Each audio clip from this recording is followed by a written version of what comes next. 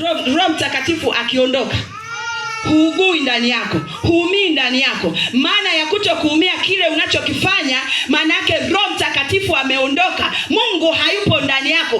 Kwa sababu kama Roho Mtakatifu yuko ndani yako, atakukataza, atakuongoza, atakuelekeza nini cha kufanya. Yaliyo mabaya anakuzuia. Unamwabudu Mungu, unasikia neno la Mungu, lakini kuna sauti inakuletea kwenye tamaa. Unaenda kwenye tamaa, lakini ukiangalia sina pesa, sina nguo, unaingia kwenye tamaa. Ile ni sauti ya vifungo ambayo inakupelekea kufunga. Bali utakuwa unacheza na wokovu wa kawaida, yani uliyepoa. Bwana Yesu asifiwe. Bwana Yesu asifiwe. Hofu ndani inakuwa haipo. Roho Mtakatifu anakuwa ameondoka, hayupo tena.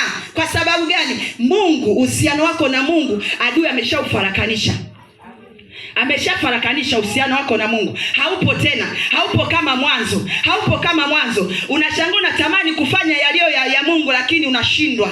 Kwa sababu gani unashindwa? Kwa sababu ya vifungo. Tayari adui ameshakukamata, ameshakufunga na makufuri ya shaba. Kwa hiyo yale unayoyafanya kwako ni kifungo. Unatembea huko hai, lakini rohoni umekufa.